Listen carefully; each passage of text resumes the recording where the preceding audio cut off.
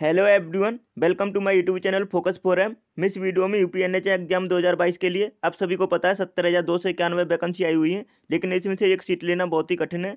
तो आपको मैं उसी को देखते हुए इस वीडियो में आपको जीके जीएस के क्वेश्चन कराने वाला हूँ। आप सभी को पता होगा सिलेबस का, जैसे कि डोमेन नॉलेज से आपके 80 क्वेश्चन आने वाले हैं, और अदर नॉलेज जैसे कि जीके जीएस, कंप्यूटर नॉलेज, यहाँ पर मैथमेटिक्स, रीजनिंग के क्वेश्चन आपके 20 क्वेश्चन आएंगे। तो उसी को देखते हुए इस वीडियो में आपको जीके जीएस टॉपिक को कराने वाला हूँ। तो वीडियो को एंड तक बने रहिएगा। मैं आपको डेली सिलेबस के अकॉर्डिंग ही वीडियो प्रोवाइड कराता हूँ। तो प्लीज़ हमारे चैनल को सब्सक्राइब करके बेल आइकन को प्रेस कर लेना, जिससे कोई भी वीडियो आती है तो उसका नोटिफिकेशन आपके पास आ सके। चलिए स्टार्ट करते हैं। अब भी प्रत्येक क्वेश्चन का आंसर देने की कोशिश करेंगे अपने से। पहला क्वेश्चन क्या है? विश्व व्यापार संगठन WTO का मुख्यालय कहाँ स्थित है? WTO का मुख्यालय आपको बताना कहाँ पर स्थित है। इसका राइट आंसर है जिनेवा, स्विट्जरलैंड में। सी ऑप्शन इसका राइट आंसर है, ध्यान रखिएगा। नेक्स्ट क्वेश्चन देख लेते हैं। दूसरा क्वेश्चन है, निम्नलिखित में से कौन सा सिंधु घाटी सभ्यता का महत्वपूर्ण स्थान नहीं है? आपको बताना है इसमें से कौन सा सिंधु घाटी सभ्यता का महत्वपूर्ण स्थान कौन सा नहीं है। तो ए ऑप्शन दे रखा है कालीबंगा, बी ऑप्शन दे रखा है हड़प्पा, सी ऑप्शन मोहनजोदड़ो और डी ऑप्शन है आजमगढ़। राइट आंसर क्या है? आजमगढ़। आजमगढ़ सिंधु घाटी सभ्यता का कोई स्थल नहीं है, जबकि इसमें कालीबंगा, हड़प्पा, मोहनजोदड़ो ये तीनों शामिल हैं। कालीबंगा कहाँ पे? राजस्थान में। तीसरा क्वेश्चन है, भारत में संविधान दिवस कब मनाया जाता है? भारत में संविधान दिवस कब मनाया जाता है? इसका राइट आंसर बताएंगे। तो भारत में संविधान दिवस 26 नवंबर को मनाया जाता है। सी ऑप्शन इसका राइट आंसर है। आप इसे गलत कर टिक मत कीजिएगा, क्योंकि जैसे बहुत से स्टूडेंट 26 जनवरी सोच रहे होंगे, लेकिन इसमें राइट आंसर है 26 नवंबर। ध्यान रखिएगा, 26 नवंबर 1949 को ये संविधान बनकर तैयार हुआ था, लेकिन लागू कब हुआ था? 26 जनवरी 1950 को। तो इस चीज़ को ध्यान रखिएगा। चौथा क्वेश्चन है, ट्रांसपेरेंसी इंटरनेशनल वैश्विक भ्रष्टाचार के खिलाफ एक एनजीओ का प्रमुख कार्यालय कहाँ स्थित है? तो कहाँ पर स्थित है आपको राइट आंसर बताना है। पहला ऑप्शन है नई दिल्ली, बी ऑप्शन है बर्लिन, सी ऑप्शन है जनेवा और डी ऑप्शन है न्यूयॉर्क। राइट आंसर क्या है? बर्लिन में। बर्लिन में स्थित है एनजीओ का मुख्यालय। तो ध्यान रखिएगा, बी ऑप्शन इसका राइट आंसर है। जबकि WTO, WHO इनका मुख्यालय कहाँ पर है? जिनेवा, स्विट्जरलैंड में। और आपको बता दूं DRDO का मुख्यालय कहाँ स्थित है? नई दिल्ली में। और इसरो का मुख्यालय कहाँ पर स्थित है? बंगलौर में। पांचवा क्वेश्चन है, हड़प्पा के लोग निम्नलिखित में से भगवान में से किसकी पूजा नहीं करते थे? आपको बताना है इनमें से किसकी पूजा नहीं करते थे हड़प्पा के लोग। तो इसका राइट आंसर क्या है? विष्णु। भगवान विष्णु की पूजा नहीं करते थे हड़प्पा हड़प्पा के लोग। तो ध्यान रखिएगा, बी ऑप्शन इसका राइट आंसर है। छठवां क्वेश्चन है, भारत का सर्वोच्च कानून किसे माना जाता है? भारत का सर्वोच्च कानून किसे माना जाता है? राइट आंसर इसका बताएंगे। तो इसका करेक्ट आंसर आपको मैं बता देता हूँ, भारतीय संविधान को भारत का सर्वोच्च कानून माना जाता है।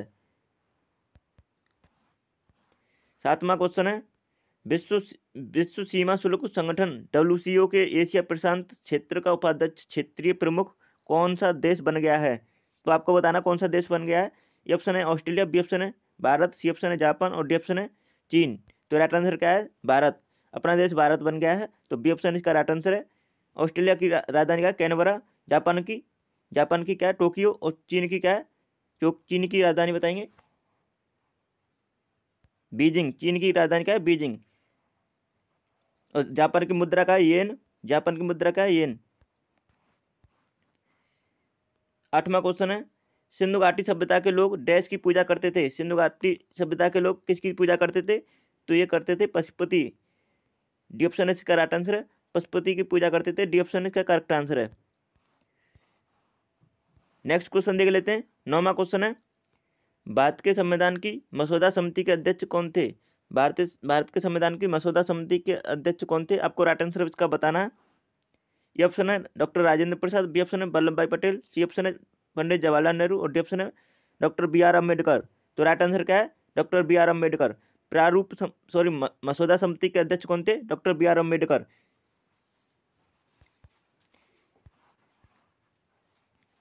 और इसमें से आपको बता दूं स्थायी अध्यक्ष कौन थे? तो डॉक्टर राजेंद्र प्रसाद थे। और जब अस्थायी अध्यक्ष थे डॉक्टर सच्चिदानंद सिन्हा। 10वां क्वेश्चन है, इंपोर्टेंट क्वेश्चन, इसका राइट आंसर बताएंगे। विश्व स्वास्थ्य संगठन WHO का मुख्यालय कहाँ स्थित है? तो विश्व स्वास्थ्य संगठन WHO का मुख्यालय कहाँ पर स्थित है? इसका राइट आंसर आपको बताना है। पहला ऑप्शन है दक्षिण अफ्रीका, बी ऑप्शन है अमेरिका, सी ऑप्शन है फ्रांस और डी ऑप्शन है स्विट्जरलैंड। तो राइट आंसर क्या है? स्विट्जरलैंड में है, जिनेवा स्विट्जरलैंड में। जैसे कि विश्व व्यापार संगठन और WHO विश्व स्वास्थ्य संगठन, इनका मुख्यालय कहाँ पर? स्विट्जरलैंड में। नेक्स्ट क्वेश्चन देख लेते हैं। 11वां क्वेश्चन है, यजुर्वेद में यजुर का अर्थ क्या है? यजुर्वेद में यजुर का अर्थ क्या है? बलिदान। सी ऑप्शन इसका राइट आंसर बलिदान होता है। नेक्स्ट क्वेश्चन देख लेते हैं। 12वां क्वेश्चन है, भारत में कौन सा दिन संविधान दिवस के रूप में मनाया जाता है? तो कौन सा दिन को संविधान दिवस के रूप में मनाए जाते हैं? 26 नवंबर को। इसका राइट आंसर ये है।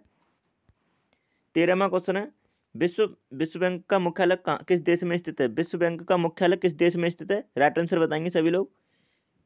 पहला ऑप्शन है रूस में, बी ऑप्शन है USA में, सी ऑप्शन है जापान में और डी ऑप्शन है इंग्लैंड में। राइट आंसर क्या है? USA में। USA विश्व बैंक का मुख्यालय कहाँ स्थित है? वाशिंगटन DC, USA में, संयुक्त राज्य अमेरिका में। तो बी ऑप्शन इसका करेक्ट आंसर है।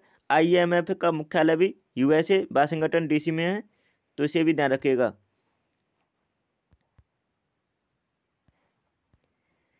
14वां क्वेश्चन है, सबसे पुराना वेद कौन सा है? सबसे पुराना वेद बताना आपको कौन सा है। राइट आंसर बताएंगे। पहला ऑप्शन है सामवेद, बी ऑप्शन है यजुर्वेद और सी ऑप्शन है अथर्ववेद और डी ऑप्शन है ऋग्वेद। तो राइट आंसर क्या है? ऋग्वेद। सबसे पुराना वेद ऋग्वेद है और सबसे बाद का वेद है अथर्ववेद। और यहाँ पे आपको बता दूं, सामवेद संगीत का वेद भी कहते हैं, ये अथर्ववेद को जादू टोना का वेद कहते हैं। तो इन सभी को ध्यान रखना।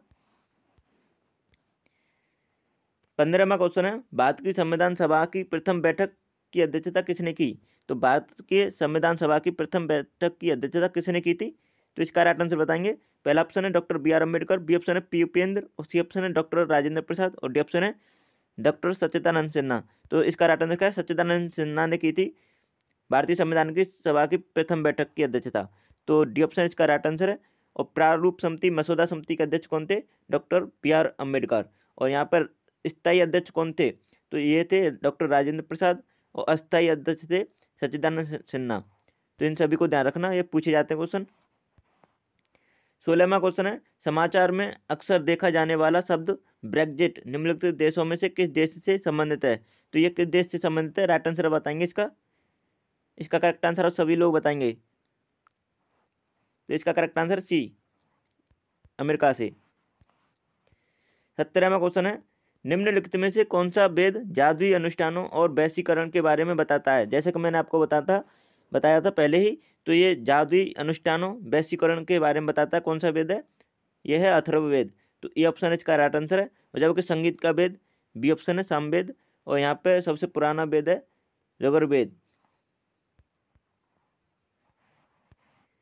18वां क्वेश्चन है, इसके बारे में आप सभी लोग बताएंगे। संविधान सभा के प्रारूप समिति के अध्यक्ष कौन हैं? तो कौन थे? तो ये इसका राइट आंसर है डॉक्टर BR अम्बेडकर। ये ऑप्शन इसका करेक्ट आंसर है, सभी लोग ध्यान रखिएगा। और उद्देश्य प्रस्ताव किसने दिया था? तो ये दिया था पंडित जवाहरलाल नेहरू ने। 19वां क्वेश्चन है, आकाशगंगा मिल्की वे का आकार क्या है? तो मिल्की वे का आकार कैसा है आपको बताना है। पहला ऑप्शन है नियमित, बी ऑप्शन है अनियमित, सी ऑप्शन है सर्पिलाकार। तो राइट आंसर सर्पिलाकार है, ध्यान रखिएगा। आकाशगंगा का आकार कैसा है? सर्पिलाकार। सी ऑप्शन इसका करेक्ट आंसर है। 20वां क्वेश्चन है, ग्रेट बियर नाम है। ग्रेट बियर किसका नाम है? आपको राइट आंसर बताना है इसमें से। तो पहला ऑप्शन दे रखा है गैलेक्सी तारामंडल, बी ऑप्शन है उपग्रह मून, सी ऑप्शन है नक्षत्र और डी ऑप्शन है तारा। तो इसका करेक्ट आंसर क्या है? गैलेक्सी तारामंडल का नाम है ग्रेट बियर नाम, ठीक है। ये ऑप्शन इसका करेक्ट आंसर है। 21वां क्वेश्चन है, अंतर्राष्ट्रीय मुद्रा कोष IMF का मुख्यालय किस देश में स्थित है? जैसा कि मैंने आपको पहले ही बताया था, तो ये किस देश में स्थित है? अमेरिका में। अमेरिका वाशिंगटन DC में स्थित है IMF का मुख्यालय, इंटरनेशनल मॉनेटरी फंड का। तो बी ऑप्शन इसका करेक्ट आंसर है।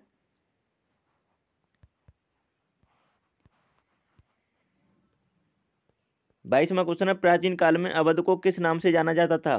तो प्राचीन काल में अवध को किस नाम से जानते थे? कौशल के नाम से। ये ऑप्शन इसका करेक्ट आंसर है। 23वां क्वेश्चन है, 23वां क्वेश्चन क्या है? आप सभी लोग आंसर देंगे। निम्नलिखित में से कौन से वेद में संगीत का वर्णन है? तो किस वेद में है? जैसे कि मैंने आपको पहले बता चुका हूँ, सामवेद में संगीत का वर्णन है। और अथर्ववेद में जादुई वशीकरण का संबंध है। और यहाँ पर ऋग्वेद सबसे पुराना वेद है जिसमें गायत्री मंत्र का उल्लेख है। 24वां क्वेश्चन देख लेते हैं। 24वां क्वेश्चन क्या है, तारे मुख्यतः किससे बने होते हैं। तो तारे किससे बने होते हैं, तो आपको बता दूं यहाँ पर गैसों के नाम दिए रखे हैं, तो इसमें से किससे बने होते हैं आपको राइट आंसर बताना। 4 ऑप्शन आपके स्क्रीन पर है। तो यहाँ पर पहला ऑप्शन दे रखा है ऑक्सीजन और हाइड्रोजन, बी ऑप्शन दे रखा है हाइड्रोजन और कार्बन, सी ऑप्शन दे रखा है हाइड्रोजन और हीलियम, और डी ऑप्शन दे रखा है ऑक्सीजन और हीलियम। तो राइट आंसर क्या है, ये तारामंडल की बात की जा रही है। जैसे कि देख लेते हैं तारे तारे तो तारे किससे बने होते हैं, हाइड्रोजन और हीलियम। तो हाइड्रोजन और हीलियम पाई जाती है। जैसे कि सूर्य सूर्य पर किसका प्रचुर मात्रा में पाई जाती है, कौन सी गैस, हीलियम, और दूसरे नंबर की हाइड्रोजन, सॉरी यहाँ पे हाइड्रोजन पहले नंबर और यहाँ पे हीलियम फिर उसके बाद। तो यहाँ पर सूर्य पे ये दोनों गैसें पाई जाती हैं, हाइड्रोजन और हीलियम। तो ध्यान रखिएगा, हाइड्रोजन पाई जाती है आपकी 70 से 90%, 70 से 90% हाइड्रोजन। उसके बाद हीलियम पाई जाती है आपकी 10 से 30%। तो इसे ध्यान रखिएगा। और जबकि हमारे वायुमंडल में कौन सी गैस पाई जाती है सबसे ज़्यादा, नाइट्रोजन 78%, नाइट्रोजन 78%, 21% आपकी ऑक्सीजन। तो इसे ध्यान रखिएगा। 25वां क्वेश्चन है, हबल का नियम किससे संबंधित है। हबल का नियम किससे संबंधित है, खगोलिकी से। हबल का नियम खगोलिकी से संबंधित है। सी ऑप्शन इसका राइट आंसर है, ध्यान रखिएगा। 26वां क्वेश्चन है, अंतर्राष्ट्रीय मुद्रा कोष कब बनाया गया था। तो अंतर्राष्ट्रीय मुद्रा कोष IMF की स्थापना कब हुई थी, तो इसका राइट आंसर बताएंगे। तो इसका करेक्ट आंसर है वर्ष 1945 में। वर्ष 1945 में IMF की स्थापना हुई थी। इसका मुख्यालय वाशिंगटन DC में, अमेरिका में। 27वां क्वेश्चन है, इंपॉर्टेंट क्वेश्चन है, इसका राइट आंसर बताएंगे। UNA की महासभा की पहली महिला अध्यक्ष निम्नलिखित में से कौन थी। तो आपको बताना है इसमें से यूएनए की महासभा की पहली महिला अध्यक्ष कौन थी। तो कौन थी, इसका राइट आंसर बताएंगे। पहला ऑप्शन है एनी बेसेंट, बी ऑप्शन है सरोजिनी नायडू, सी ऑप्शन है चोइरा बेलियप्पा मुथम्मा, डी ऑप्शन है विजयलक्ष्मी पंडित। तो राइट आंसर क्या है, विजयलक्ष्मी पंडित। डी ऑप्शन इसका करेक्ट आंसर है, ध्यान रखेंगे। ये इंपॉर्टेंट क्वेश्चन है, इसे मार्क कर लीजिएगा क्योंकि ये क्वेश्चन कई एग्जाम में पूछा गया है। तो UNA की महासभा की पहली अध्यक्ष कौन थी, तो ये थी विजयलक्ष्मी पंडित। डी ऑप्शन इसका करेक्ट आंसर है। और जबकि सबसे पहली राज्यपाल कौन थी, भारत की सरोजिनी नायडू, जिन्हें भारत की कोकिला के नाम से भी जानते हैं। तो ध्यान रखिएगा। 28वां क्वेश्चन है, इस ब्रह्मांड में दूसरा प्रचुर मात्रा में सर्वाधिक तत्व कौन सा है। तो आपको बताना दूसरा पूछा है, तो इसमें कौन सा है, इसका करेक्ट आंसर बताएंगे। तो इसका करेक्ट आंसर है हीलियम, बी ऑप्शन इसका करेक्ट आंसर है। और सूर्य पर ऊर्जा किस में कन्वर्ट होती है, संलयन के कारण, नाभिकीय संलयन के कारण सूर्य पर ऊर्जा कन्वर्ट होती है, ध्यान रखिएगा, संलयन विधि के द्वारा। 29वां क्वेश्चन है, इंपॉर्टेंट क्वेश्चन है, रात में आकाश में सबसे चमकीली तारा कौन सा है। तो रात में आकाश में सबसे चमकीला तारा कौन सा है, इसका करेक्ट आंसर बताएंगे। पहला ऑप्शन है कैनोपस, बी ऑप्शन है सीरियस ए, सी ऑप्शन है बेगा, और डी ऑप्शन है स्पाइका। तो राइट आंसर क्या है, सीरियस ए रात में आकाश में सबसे चमकीला तारा है, बी ऑप्शन इसका करेक्ट आंसर है। 30वां क्वेश्चन है, इंपोर्टेंट क्वेश्चन है, इसका राइट आंसर बताएंगे। निम्नलिखित में से कौन सा एक खगोलीय पिंड नहीं है। तो आप सभी लोग बता सकते हैं कौन सा एक खगोलीय पिंड नहीं है।